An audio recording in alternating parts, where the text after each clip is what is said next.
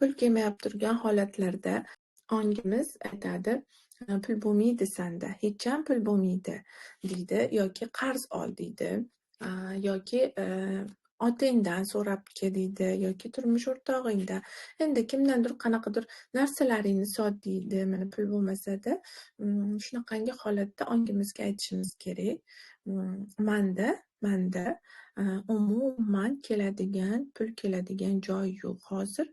Man o'ylab topaman hozir pul keladigan joyni. Man nima qila olaman hozir hayotimga pulni keltirish uchun? Ya'ni biz qarz olmaymiz.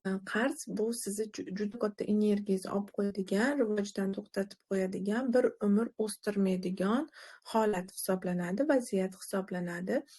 Qarz olgan kishi qarz bergan kishiga energiyasini berib yuboradi va qarz bergan kishi hayotda o'sib ketaveradi. Agar u uzila olsa shu qarzdan, bergan pulidan, qarz olgan kishi bo'lsa pastliqqa, ya'ni jarliqqa qarab ketib qolaveradi, ya'ni rivojdan to'xtab qolaveradi. Shuning uchun qarzni o'ylamasdan, ya'ni ongimizga aytishimiz kerak, manda javob bor. Yo'q javob, qanday javob? Hech narsa qo'lingdan kelmasa, hech qayerda ishlamay. Yo'q, javob bor, manda keladi. Men nima qila olaman? deb o'zimizga o'zimiz ko'p savol berishimiz kerak bo'ladi. Ya'ni butunlay pulsizlik holatidan chiqib ketish uchun ongimiz shunaqa mashinaki, unga qanaqangi programma bersak o'sha holatda ishlaydi. Siz pul topish uchun programma berdingizmi ongingizga, boshqa hech qayerda yo'q pul dedingizmi, demak sen harakat qil. Unga aytishingiz kerak. Ya'ni harakat qil. Nimani topa olasan, qanday qila olasan? O'zingizga oldin hisoblab chiqing. Bir oyda sizga necha pul kerak bo'ladi? Har bitta xarajatlaringizni erinmasdan yozib chiqing. O'tirib yozing. Masalan, sizda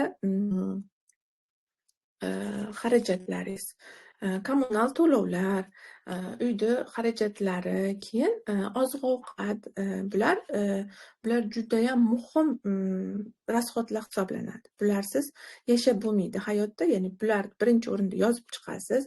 Keyingi o'rinda siz o'sha qo'shimcha qanaqadir salonlaringiz, qo'shimcha boradigan sport, boradigan joylaringizni yozib chiqasiz va keyingisiga o'qiydigan, bilim oladigan kurslarga o'qisangiz, o'zingiz ustida investitsiya qilsangiz, bularni yozib chiqasiz. Bunga qancha xarajatlar kerak? Kiyimlarni yozib chiqasiz, albatta. Farzandlaringizni kiyimlarini qo'shasiz, bu joyga farzandlaringizni ehtiyojlarini qo'shasiz. Ularda qanaqa rasxodlari bo'lsa, ularni xohish istaklarini qo'shasiz. Ya'ni qancha summa chiqadi? Har birini bittalab erinmasdan yozib chiqing. Chiqqan summalarni bir-biriga qo'shib chiqing va umumiy summani, sizga keladigan bir oylik daromad, bu sizga mana shu pul kerak bo'ladi. Demak, bu pulni qanday topa olasiz? Onga programma beramiz. Onga aytamiz, mana shu pulni men topishim kerak, menga judayam bu summa kerak va buning uchun men nima qila olaman? Ya'ni o'zingizga o'zingiz savol berasiz, nima qila olaman? Javoblar chiqadi.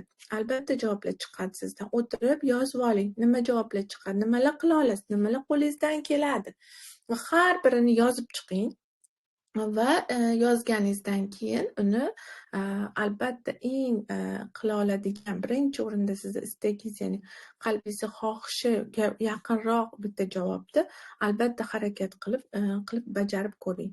Keyin bajarib turgan paytingizda baribir menda o'xshamaydi, menda baribir bo'lmaydi degan narsalar tug'iladi. Lekin siz bajarmasdan, oldin u bilan harakatlanmasdan, ya'ni shu ishni bajarib ko'rmasdan siz o'zingizga o'zingiz xulosa yasab olmang. Ya'ni biz inson ongida har doim xulosani oldindan yasab olamiz. Qilib ko'rmaymiz, borib ko'rmaymizda, harakat qilib ko'rmaymizda, xulosa qilib olamiz. Yo'q, menda bo'lmaydi baribir. Bo'lmaydi deymiz, pulsizman deb yillab, 10 yillab, 20 yillab o'tiraveramiz. Lekin bir yil harakat qilib ko'rishni xayolimizga keltirmaymiz.